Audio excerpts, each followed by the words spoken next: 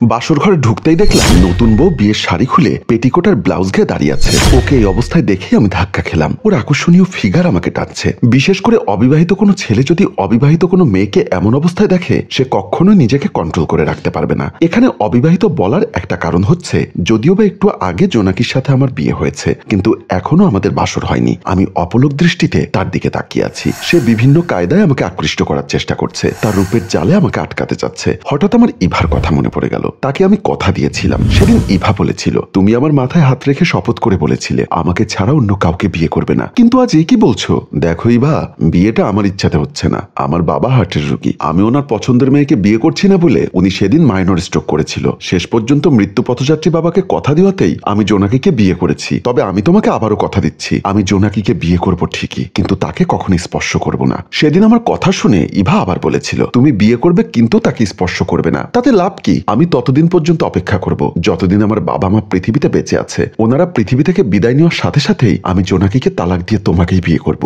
সত্যি তো? সত্যি। যদি 10 বছর 15 বছর যত বছর লাগে লাগুক, আমি মৃত্যুর একদিন আগে হলেও তোমাকে বিয়ে করতে চাই। তোমার আমার ভালোবাসার মর্যাদা রাখতে চাই। ইভাকে দেওয়া কথাটা মনে পড়তেই আমি জোনাকির দিক থেকে চোখ ফিরিয়ে নিলাম। জোনাকি বিষয়টি বুঝতে পেরে আমার দিকে এগিয়ে আসলো। আমাকে পাশ কাটিয়ে নিজেই দরজার সিটকানি লাগিয়ে দিল। তারপর আমাকে জড়িয়ে ধরতে চাইলেই আমি সাথে সাথে তাকে ধাক্কা দিয়ে খাটের উপরে ফেলে দিলাম। ফার্দার আমাকে স্পর্শ করার চেষ্টা করবে না। তুমি কোন সাহসে আমাকে স্পর্শ করছো? সে খাট থেকে উঠে বসতে বসতে বলল, একজন স্বামীকে তার স্ত্রী স্পর্শ করবে, সেখানে সাহসের দরকার হবে কেন? আমি কিছুটা উত্তেজিত হয়ে বললাম, ইয়েস, তুমি আমার স্ত্রী, তবে সেটা কাবিননামায়। হৃদয়ের কাবিননামা জুড়ে আছে ইভা। একটা কথা মন দিয়ে কান খুলে শুনে রাখো, আমি ইচ্ছা করে তোমাকে বিয়ে করিনি। শুধু হসপিটালে বাবাকে বাঁচাতে বাবার হাতে হাত রেখে শপথ করে বলেছিলাম ওনার পছন্দের মেয়েকে বিয়ে করব। যে কদিন বাবা মা বেঁচে আছে সে কদিন তোমার আমার সংসার। এরপর তোমাকে আমি ডিভোর্স দিয়ে ইভাকে বিয়ে করব। তোমার আমার দাম্পত্য জীবনের কোনো চাওয়া পাওয়া থাকবে না, রিমেম্বার ইট। বলেই খাট থেকে একটা বালিশ এবং কম্বল নিয়ে ফ্লোরে শুয়ে পড়লাম। তাকে দেখলাম খাটের উপর বসে বসে কাঁদতে,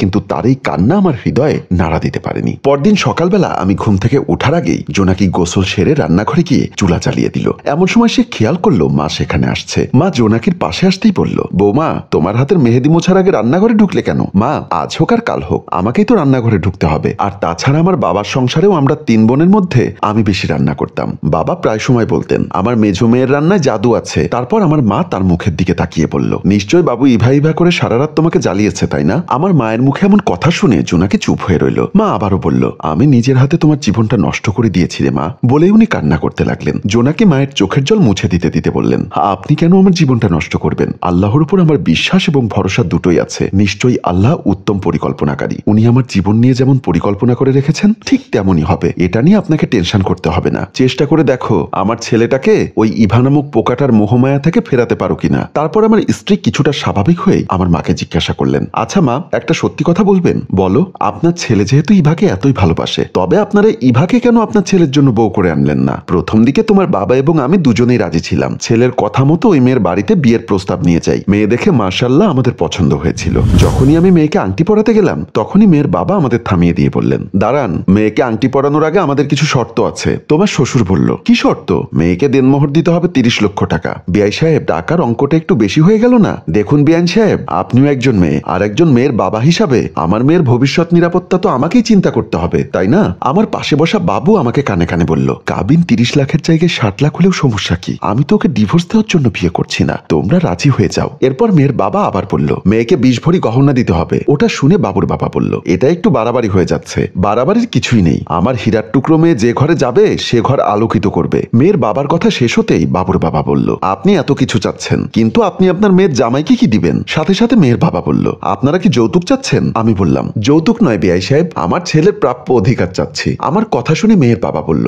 মেয়েকে এতটুকু লেখাপড়া করিয়ে বড় করিয়েছি, সেটাই কি বেশি নয়? বাবা, তোমরা বাড়াবাড়ি করছো কেন? ওনারা যেভাবে বলে সেভাবে রাজি হয়ে যাও। শেষ পর্যন্ত সেদিন বাবুর কারণে আমরা অনিচ্ছা সত্ত্বেও মেয়েকে আংটি পরিয়ে আসলাম। এর কয়েকদিন পর বাবুর বাবা ড্রয়িং রুমে বসে পেপার পড়ছিলেন আর চায়ে চুমুক দিচ্ছিলেন। আমি পাশে বসে আমার বোন নাদিয়ার সাথে কথা বলছিলাম। এমন সময় বাবুর বাবার মোবাইলে মেয়ের বাবা ফোন করেছে। বাবুর বাবা পেপারটা রেখে মোবাইলটা হাতে নিল। ততক্ষণে নাদিয়ার সাথে আমার কথা শেষ হয়েছে। আমি জিজ্ঞাসা করলাম, কে ফোন করেছে? মনে তো হচ্ছে ইভার বাবা, নিশ্চয়ই কোনো জরুরি কাজে ফোন করেছে, রিসিভ করে দেখো। বাবুর বাবা মোবাইলটা রিসিভ করে কানে দিতেই ওপাশ থেকেই ইভার বাবা বলল, আসসালামু আলাইকুম বিআই সাহেব। ওয়ালাইকুম আসসালাম, কেমন আছেন? ভালো আছি, একটা জরুরি ব্যাপারে কথা বলার জন্য ফোন করেছি। বলুন, আপনাদের বাড়িটা কার নামে? হঠাৎ এই প্রশ্ন কেন? আরে ভাই বলুন না কার নামে? এখনো আমার বাবার নামে। খতিয়ান করলে আমার নামে হবে। তাড়াতাড়ি খতিয়ানটা করে ফেলুন। মানে আমি বলতে চাচ্ছি বিয়ের আগেই খতিয়ানটা করে জায়গাটা আমার মেয়ের নামে লিখে দিবেন। না হয় ওই বাড়িতে আমার মেয়েকে বউ হিসাবে পাঠানো আমার পক্ষে পসিবল না। কথাটা শুনে তোমার শ্বশুর চমকে উঠলেন। অন্যদিকে সব কথা শেষ করে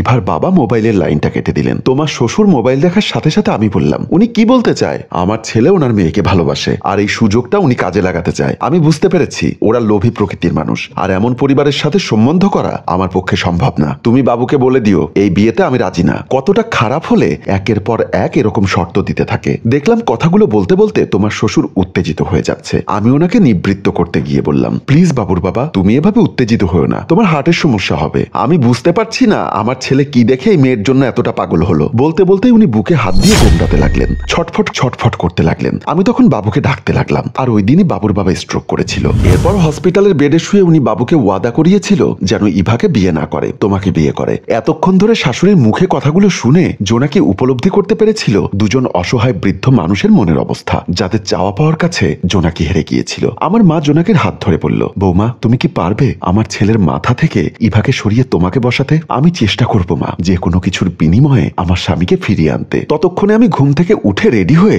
নাস্তা করার জন্য ডাইনিং টেবিলে চলে গেলাম। আমার জন্য কিছু জল ভাত নিয়ে এসেছে। আমি জল ভাতগুলো দেখে ওর দিকে তাকিয়ে বললাম, এগুলো কি জল ভাত? কেন?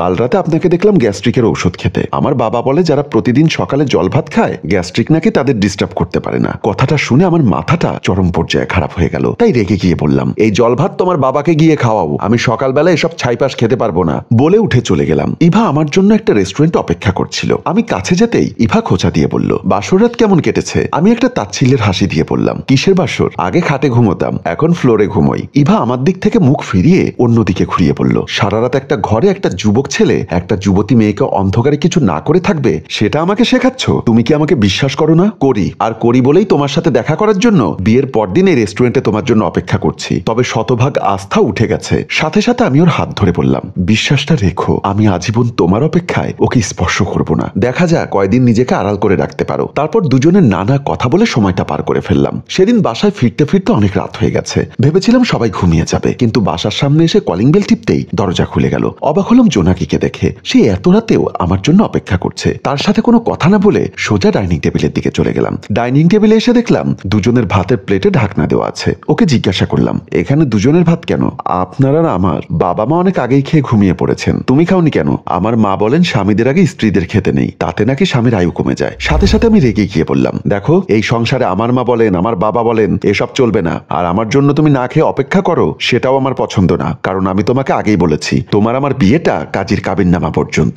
আমার বাবা মা গত হওয়ার সাথে সাথে তোমাকে তালাক দিয়ে আমি ইভাকে বিয়ে করব। আর তোমার সাথে এক টেবিলে বসে ভাত খাওয়া আমার পক্ষে সম্ভব না। বলেই যখন আমি চলে যেতে চাইলাম তখন ও আমার হাতটা ধরে বলল, আপনি টেবিলে বসে খান, আমি নিচে বসছি। বলেই সে আমার সামনে থেকে ভাতের প্লেটটা তাড়াতাড়ি নিয়ে রান্নাঘরে গিয়ে বসে খেতে লাগলো। ভাত খাওয়ার পর আমার ধূমপান করার অভ্যাস আছে, তাই বেলকনিতে দাঁড়িয়ে একটি সিগারেট ধরালাম। আর মনে মনে ইভার কথা ভাবতে লাগলাম। আমার কেন জানি মনে হয় ইভা ছাড়া আমার পৃথিবীটা শূন্য মরুভূমির মতো। আমি ইভাকে ছাড়া একটা মুহূর্তও কল্পনা করতে পারি না। শুধুমাত্র বাবার জীবন রক্ষার্থে আমার নিজের জীবনটা নিয়ে ছিনিমিনি খেলতে হচ্ছে। কথাগুলো ভাবছি আর ধূমপান করছি। এরকম করতে করতে কখন যে আরো ঘন্টা দুয়েক পার হয়ে গেল সেটা আমি নিজেও টের পেলাম না। চোখের পারে ঘুম চলে এসেছে, তাই ঘুমানোর জন্য নিজের রুমের দিকে চলে গেলাম। রুমে ঢুকতেই দেখলাম জোনাকি ফ্লোরে একটা হাফ প্যান্ট আর একটা গেঞ্জি পরে এলোমেলো হয়ে শুয়ে আছে। দেখতে আকর্ষণীয় লাগছে, বিশেষ করে দুধে আলতা গায়ের রং। এটা যে কোনো পুরুষকেই মোহিত করবে। হ্যালো ভিউয়ার্স, আপনার কি মনে হয় জোনাকির স্বামী এই অবস্থা দেখে জোনাকির প্রতি আকৃষ্ট হবে? দ্বিতীয় পর্বে কি হতে পারে সেটা কমেন্ট করে জানান। আমরা আপনাদের প্রচুর পরিমাণ কমেন্টস এবং শেয়ার পেলে এই গল্পের দ্বিতীয় পর্ব নিয়ে আগামীকাল হাজির হব। মনে রাখবেন, যে গল্পের ভিউজ এবং কমেন্টস ও শেয়ার কম হয় আমরা সেই গল্পের দ্বিতীয় পর্ব তৈরি করি না। তাই দ্বিতীয় পর্ব দেখতে চাইলে গল্পটি এক্ষুনি শেয়ার করে আমাদের সঙ্গেই থাকুন। ধন্যবাদ।